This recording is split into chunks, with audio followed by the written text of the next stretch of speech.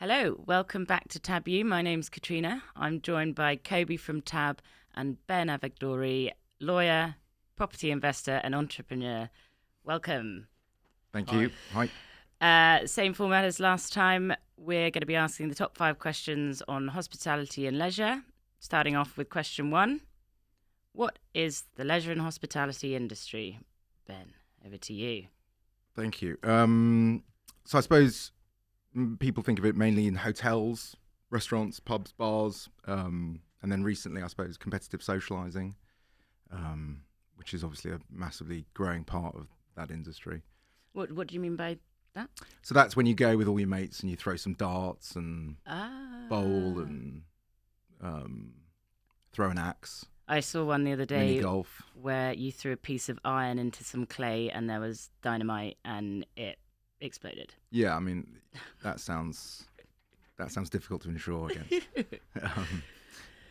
But yeah, essentially it's hospitality and leisure. I suppose it's the stuff that people enjoy doing, and you know, in this era, it's the things that we haven't been able to do for quite some time. Yeah. And in a property context, like what kind of buildings are used?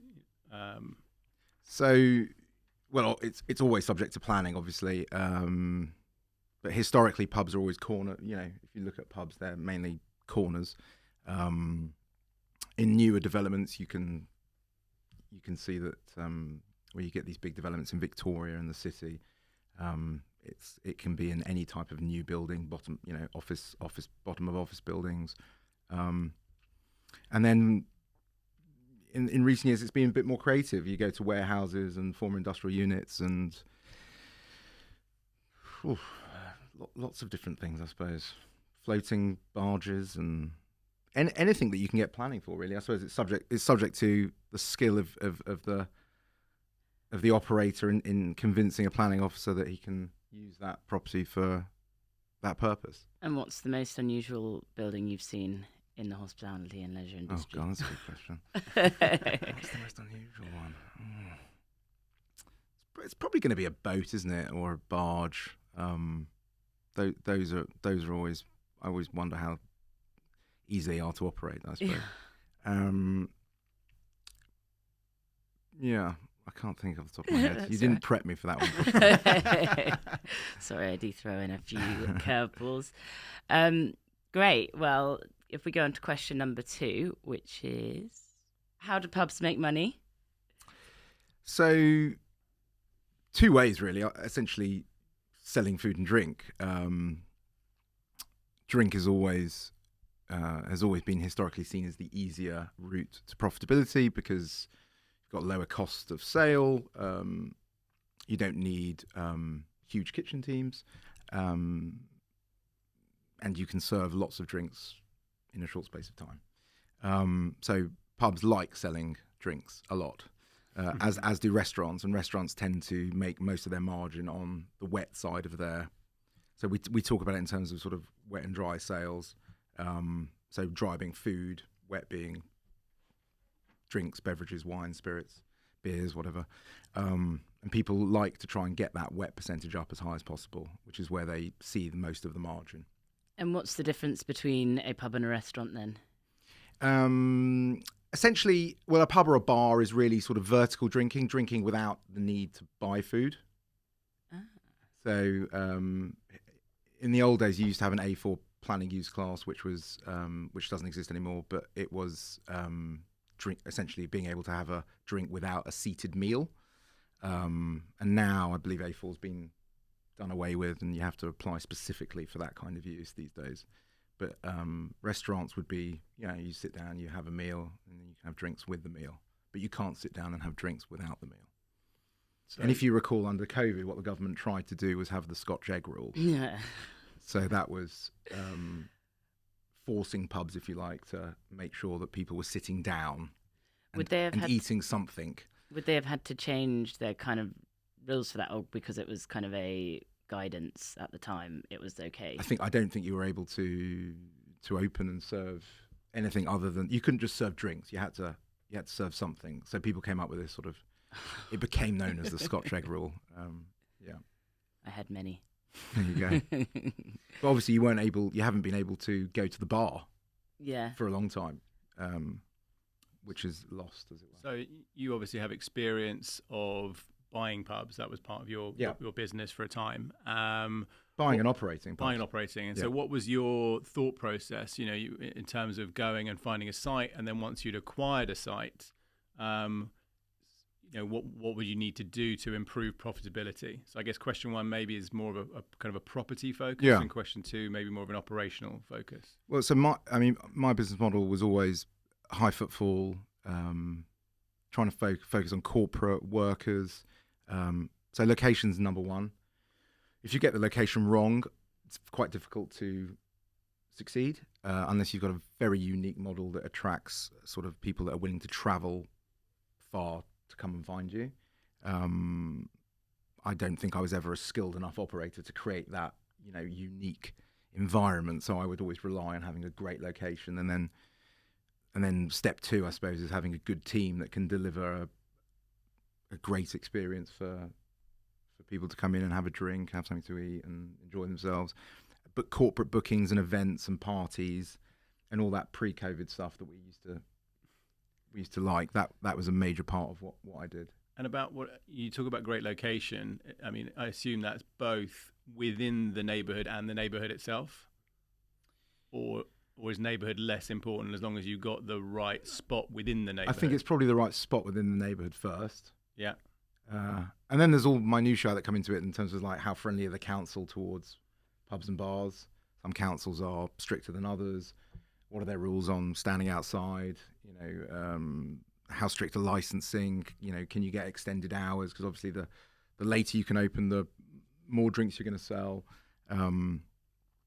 But location's number one. If you get the location wrong, you cannot fix the business. All right. So in my opinion, in my experience, so you found the site, you got the location, you're comfortable with the sort of council, everything else. This is a site you want to buy. You get the site. Yeah.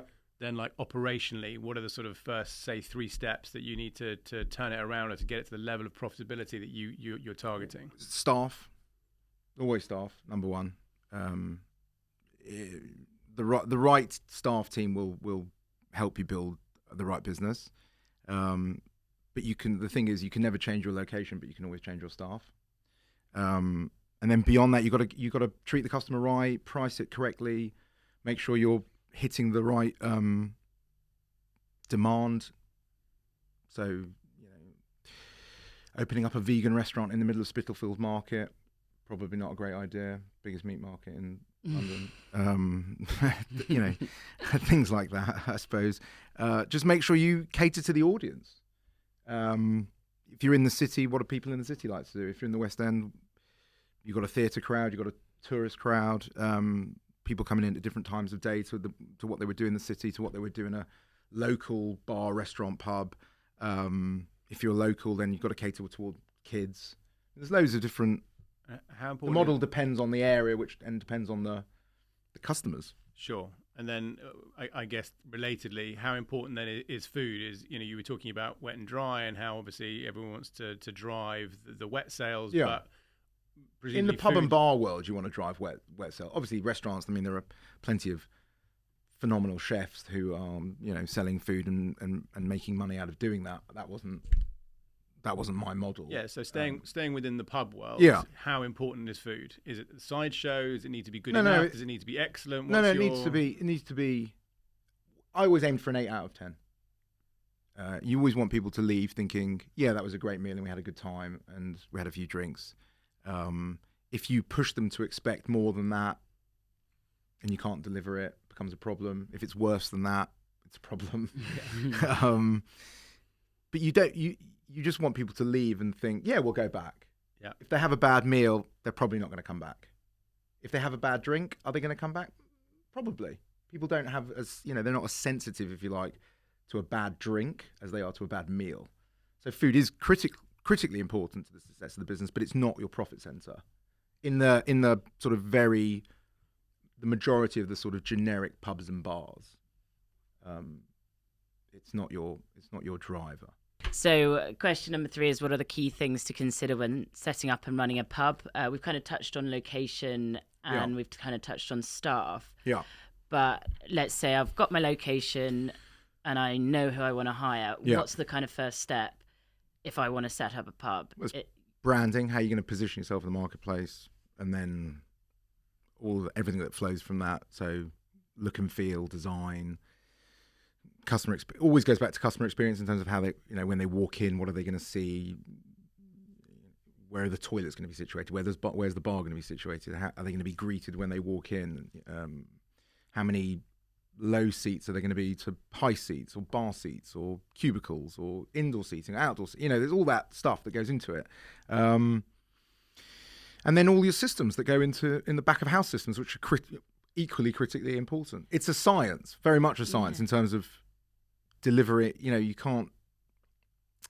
It is a science. Every aspect of it has critical points that you need to do well in, otherwise you will be unsuccessful. And is that stuff you've learned over the kind of years of doing absolutely. this, or are there people you can get in to help you? Is there particular interior designers who specialize in pubs? Yeah, of course there are. Yeah, or someone you can hire and just does the whole package, but you just own the pub. I think there are people you can go to who sort of, and I've done a bit of that since I came out of my business a couple of years ago. I've done a bit of that and help people sort of set things up or point things out that maybe you wouldn't know if you hadn't done it before. But yeah, I mean, essentially you have to know a lot of it, and then you have to know what you don't know in order to go and find the people who do know. So, in life, really, it's like you're more successful in life if you know what you don't know, if you know what I mean. And what about licensing and stuff like that? That's obviously minefield. Yeah, it feels like one of the hardest things to need get a over good the licensing line. lawyer. Do your research. Look at the area. Look at the enforcement notices. Look at who's been told off and what they've been told off for. Make sure that the site that you're acquiring, if it's a historic site, look at the licensing history. What about if there are other pubs in the neighbourhood? Is that good or bad? Because I'm thinking bad in terms of competition, but good because they've laid the groundwork. Maybe the licensing is in place. How does that work? It's not, there isn't a general rule. I like having other pubs and bars in the area that I go into because it means that there's a market there. Yeah. I suppose if you're the only pub in an area, arguably you would think that was good because there was nowhere else for people to go. But then maybe you don't attract the sort of passing traffic that you would if you were in a... So, for example, if you look at Islington, you look at Upper Street, right? Yeah. Every other bar is a bar, pub, restaurant, takeaway. But there is a very high turnover. But the ones that do well do very, very well. Because people just know that that's the location they go to. And if the restaurant that they're wanted to go to is busy, then there's another restaurant a couple of doors out. So you get this sort of, by osmosis, you get this feed. What was the question? About whether or not it's good to have a pub, near your So pub. on the licensing side of things, so you have things called, in London you have things called Westminster have stress areas. So parts of London are licensing focus slightly more of their energy on. So in those areas, Soho being a good example, really difficult to get extended hours in Soho or new licenses in Soho. A lot of pressure on drinking on the pavements and things.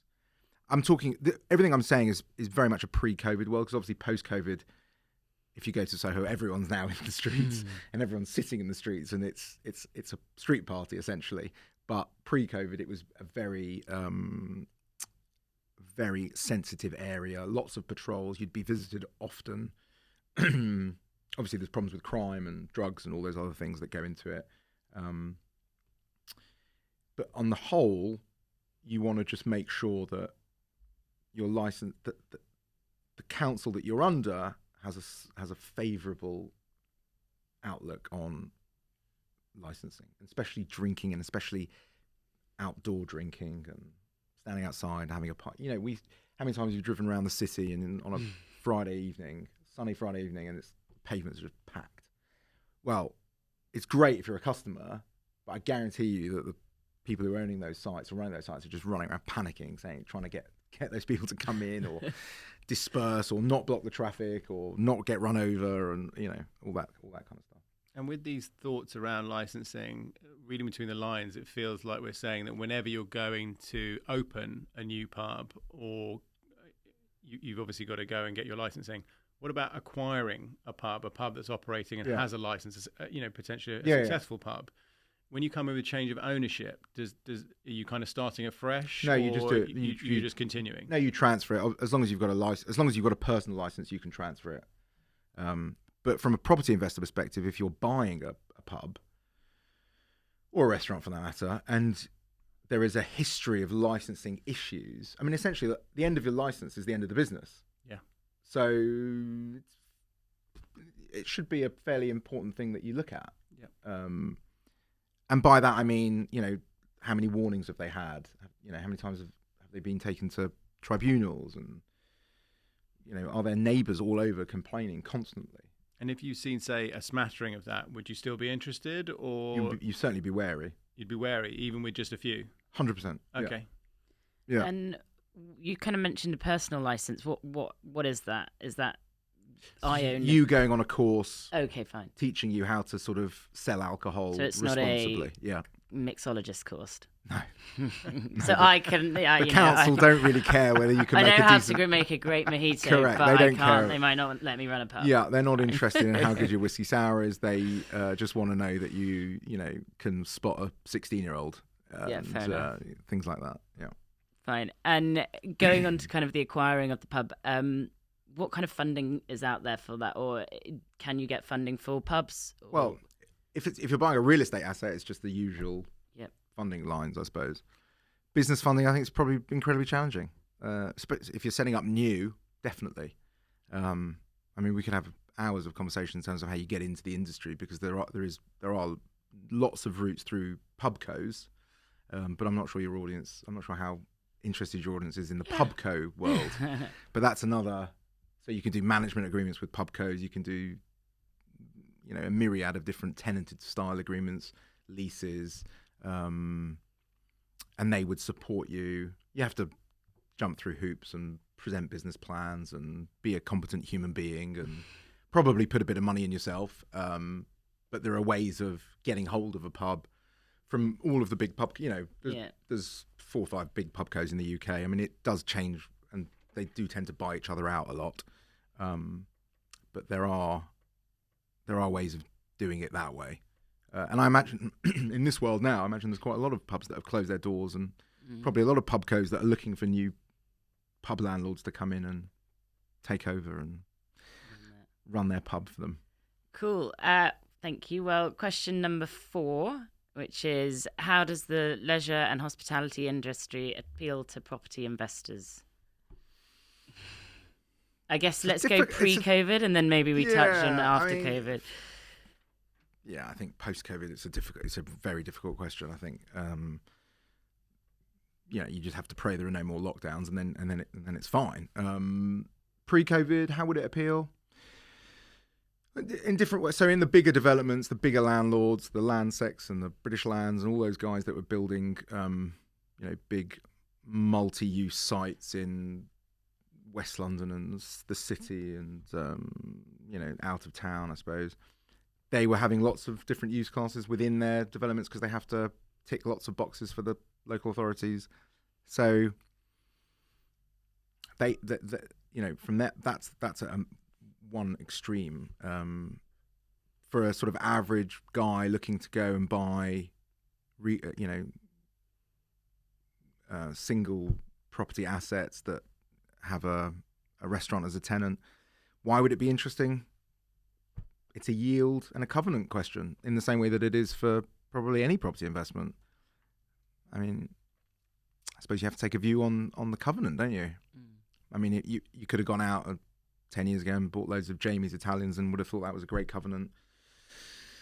It's a tricky world, I suppose. I'm not sure how I don't know why it would be more or less attractive.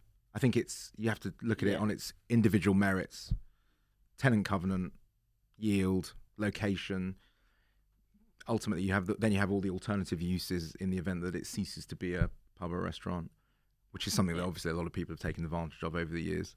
But I'm not sure I'm not sure it would be any more or less appealing, if you like, as a property owner. Yeah, I think what I'm hearing is also that as a sort of new entrant to the market, as an investor, it's something to be really wary of. It feels like a lot of expertise is needed to be, confident about making an investment. Yeah, I think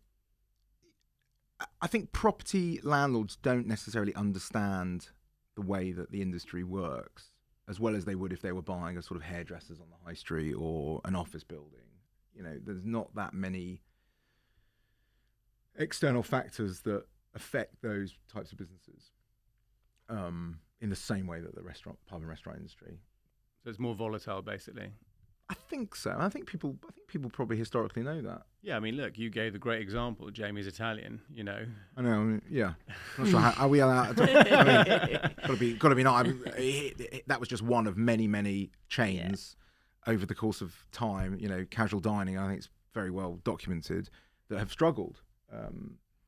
In another life, 15 years ago, I was gazumped on something because someone thought Woolworths were a better tenant than I was. At the time, and then 6 months later, Woolworths didn't exist anymore. It's a moment, right? Cool. Well, I guess we'll move on to question number 5, which is what had the biggest impact on the leisure and hospitality industry, Brexit or COVID? Yeah, that's a good question. Well, look, I think the easy answer is COVID, clearly, because I think it's a once in a millennium. I mean, what's Brexit, hey?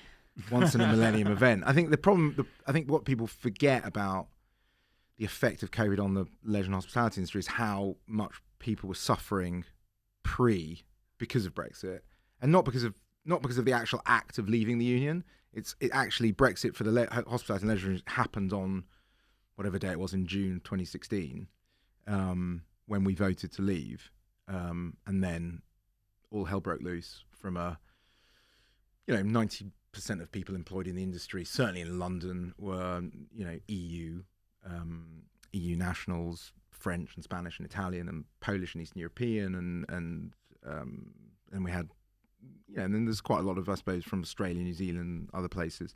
So what's the bearing there? All of those people then had a question mark as to whether or not they could stay in the UK on that day, and they didn't know if it was going to be a year. They didn't know if they could bring their partners over. They didn't know if they could have children here. So that created a sort of immediately a shortage of staff. So people that were thinking of coming didn't.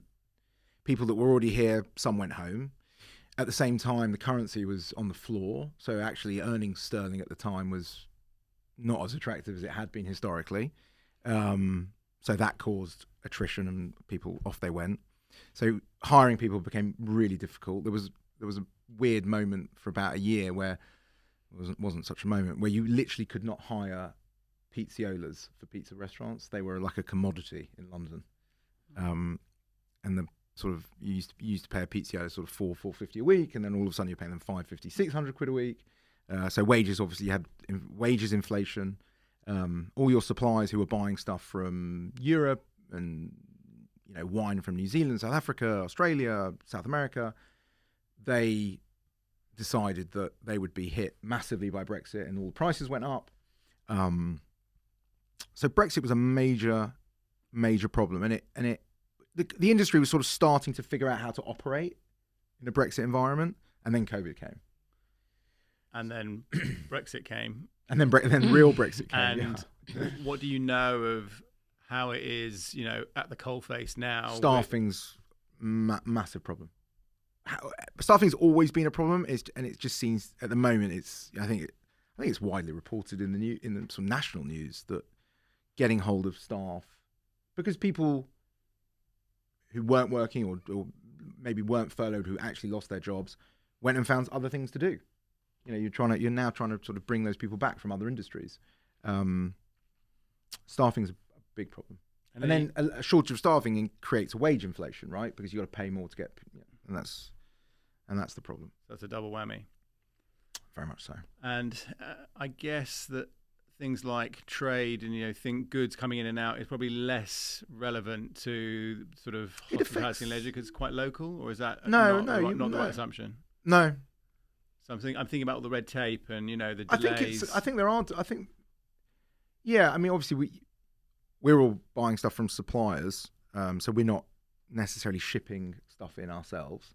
But yeah, suppliers will tell you that it's more problematic and things take a bit longer. I don't know the full ins and outs of it. I do hear from time to time that something's stuck in a port somewhere, and that's why we haven't had our delivery of Sauvignon Blanc from New Zealand or whatever it is. Sure. But yeah, I think Brexit for the hospitality industry, predominantly, I think if you speak to people who are actively operating pubs and bars today, I think they will tell you it's staff. Number one is staffing. Staffing's just Brexit plus COVID has just been. Do you think when furlough ends that kind of staffing thing might change, or I guess that's I think it ends in September, doesn't it? Yeah, you'd hope it gets better. Yeah. But what normally happens is the industry, you just tend to figure out a new way of working. They just adjust. Yeah, I suppose we've got kind of the QR codes and order online, which must save a lot of time in terms of actual. Maybe that's yeah, but someone's still got to make the food and make the drink. True. And robots. Yeah. What do you see for the sort of the short and medium term for the industry? I mean, assuming that we carry on this, I know we're not today in an upward trajectory, but assuming COVID does dissipate in the way that we hope, in a sort of post-COVID, post-Brexit world, what do you see for the industry? I think the extension of the forfeiture moratorium is probably incredibly helpful. Certainly what's that? The forfeiture moratorium, so they can't kick anyone out at the moment. Okay. Landlords can't. Sorry. So not obviously. I'm sure there's a lot of landlords jumping up and down, but there's probably a lot of tenants breathing a sigh of relief because it just pushes the can down the road a bit. And you would hope, but by the time that forfeiture moratorium expires, that they've got enough juice and cash flow and belief in the business that they can, push forward and come to agreements on rent arrears and whatever else that they're facing. I think the industry. Look, people will always eat out. People will always go out. They'll always stay in hotels. They want to go to parties. They want to have parties. They want to go to concerts. It's always going to exist, and the industry will always find a way of making it exist. I think the one thing which was very evident before COVID, and you speak to any operator, the disconnect between what property owners think a tenant can afford in rent and what a tenant can actually afford in rent has been something that I think may hopefully this episode might fix that. You might see a move towards less fixed rents and more turnover style deals and turnover style rents, especially in the places where landlords are struggling to find tenants. Landlords are just going to have to be very much more creative. As in, there's motivation on both sides to find that middle ground, and therefore they might adopt these kinds of leases. Yeah, they're going to have to. Otherwise, just who's going to sign up for a fixed 10-year rent? No one. I mean, world's changed. When I started out as a lawyer 20 plus years ago, 25-year leases were, bread and butter. Every day you'd get a new heads of terms for a 25-year lease. I don't think anyone signs 25-year leases anymore. I think you're lucky if you get 10. So, it has changed, and I think it will continue to change. It will just become more and more flexible. But the issue in our in the hospitality industry is that the fit-out costs of these sites are big.